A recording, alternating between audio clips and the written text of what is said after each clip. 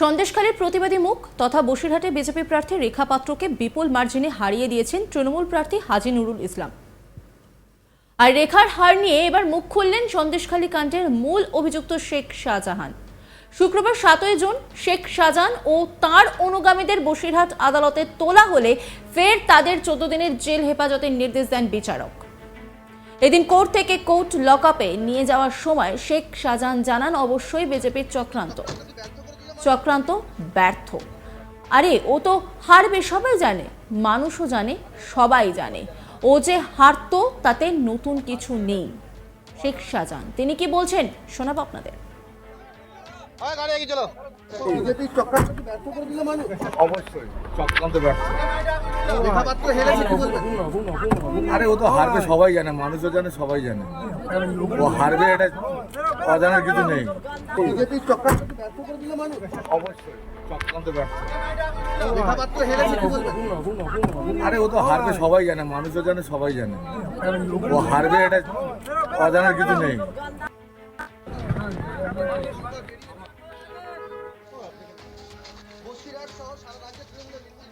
ফের জেল হেফাজতে শেখ শাহজাহান ও তার অনুগামীরা। শেখ শাহজাহান ও তার অনুগামীদের ফের জেল হেফাজতে পাঠালো বসিরহাট মহকুমা আদালতের বিচারক। শুক্রবার 14 দিনের জেল হেফাজত শেষ করে ফের বসিরহাট মহকুমা আদালতে তোলা হয় শেখ শাহজাহান ও তার অনুগামীদের। ভোটের আগে শেখ শাহজাহান বসিরহাট আদালত থেকে কলকাতার সংশোধনাগারে যাওয়ার সময় প্রেজেন্ট ভ্যান থেকে বলেছিলেন রেখা 3 লাখের বেশি ভোটে হারবে। শুক্রবার আদালত চত্বরে ভিড় জমিয়েছিলেন সন্দেশখালীর বহু মানুষ। কলকাতা থেকে পুলিশ জিপে করে বসিরহাট আদালত চত্বরে নিয়ে আসার পর শাহজাহান অনুগামীরা জয় বাংলা স্লোগান দিতে থাকেন। এদিন আদালত চত্বরে পুলিশ জিপ থেকে আদালতের লকআপে শাহজাহানকে নিয়ে যেতে হিমশিম খেতে হয় পুলিশকে। অনুগামীদের পাশাপাশি হাজির ছিলেন শাহজাহানের পরিবারের সদস্যরা।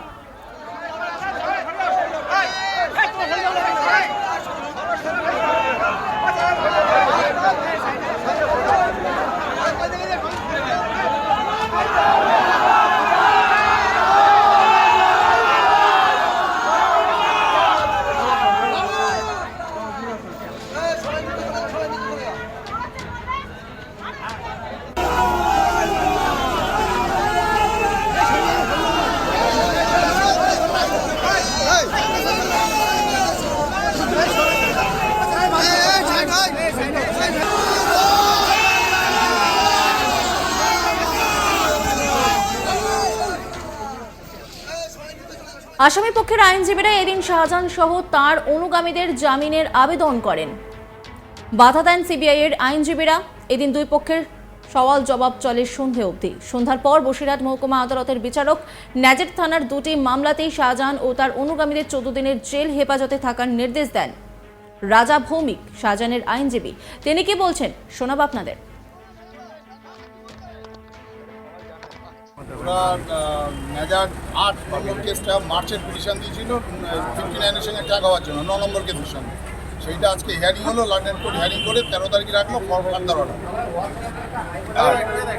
14 দিনের প্রোডাকশন ডেট 21 তারিখ। 14 দিনের হলো।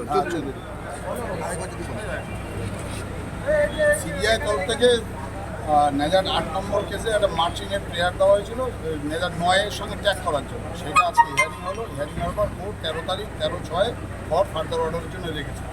আর আসামিদের সবারই বেল পিটিশন রিজেক্ট করেছেন এবং 21 তারিখে ডেট আছে। তারপর 14 দিনের জেলে বাজে দিল। 14 দিন জেলে বাজে। এই নিয়ে একটি রিপোর্ট তুলে ধরেছেন আমার কলিগ, দেখাবো আপনাদের। সন্দেশখালীর বেতাজ বাদশাহ শেখ শাহজাহান, অর্থাৎ তার এই যে বাদশাহী চাল সেটা আমরা দেখেছিলাম যখন 56 দিন পর, অর্থাৎ 5ই জানুয়ারি যে ঘটনা ঘটেছিল সন্দেশখালীর আকুঞ্জিপাড়াতে, সরবেরিয়া আকুঞ্জিপাড়াতে, যখন ইডি আধিকারিকরা তার বাড়িতে অর্থাৎ শেখ শাহজাহানের বাড়িতে যখন রেশন দুর্নীতিকাণ্ডের তদন্ত এসেছিলেন, সে সময় কিন্তু আক্রান্ত হয়েছিলেন ইডি আধিকারিকরা। এবং এই ঘটনার পর কিন্তু ইডি আধিকারিকদের তরফ থেকে যেমন নাজার থানায় একটি কেস করা হয়েছিল, তেমনি বা ডায়েরি করা হয়েছিল, ঠিক তেমনিভাবে পুলিশের তরফ থেকে কিন্তু একটা সুমোটো করা হয়েছিল এই শেখ শাহজাহান শাহজাহান ও তার অনুগামীদের বিরুদ্ধে।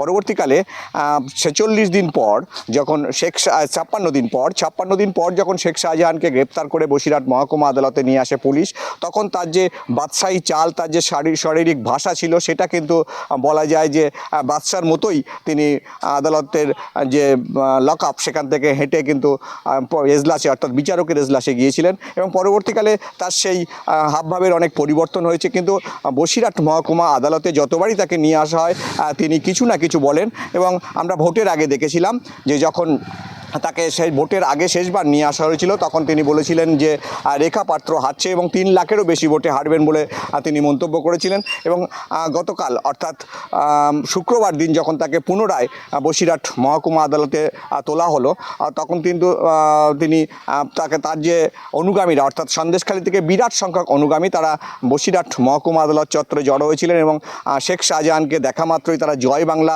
স্লোগান দিতে থাকেন।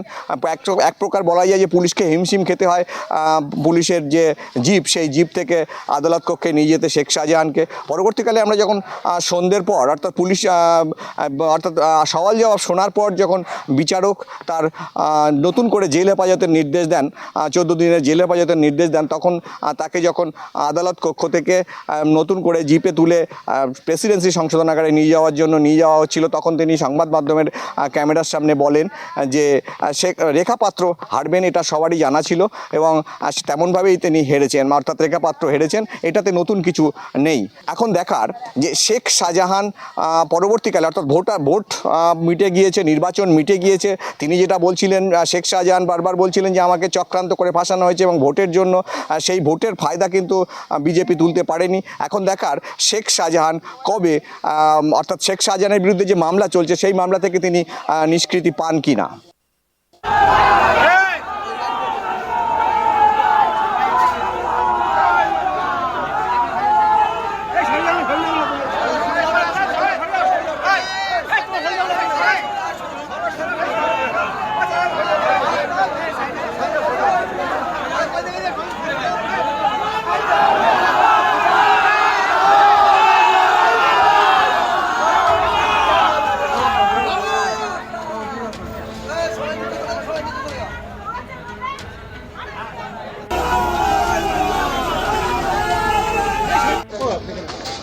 বসিরহাট সহ সারা রাজ্যে তৃণমূলের বিপুল জয়, কি বলবেন? কি বলবেন?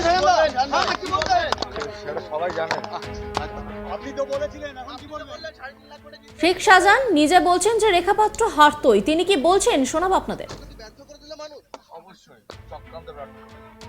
ওরা মেজাজ 8 নম্বর কেসটা মার্চের করলো। বিজেপি চক্রান্ত ব্যর্থ করে দিল মানুষ। অবশ্যই চক্রান্ত ব্যর্থ। রেখাপাত্র হেরেছে, কি বলবেন? আরে ও তো হারবে সবাই জানে, মানুষও জানে, সবাই জানে ও হারবে, এটা অজানার কিছু নেই। বিজেপি চক্রান্ত ব্যর্থ করে দিল মানুষ। অবশ্যই চক্রান্ত ব্যর্থ। রেখাপাত্র হেরেছে, কি বলবেন? আরে ও তো হারবে সবাই জানে, মানুষও জানে, সবাই জানে। নজর রাখুন আজ তাক বাংলার ইউটিউব স্ট্রিমিংয়ে।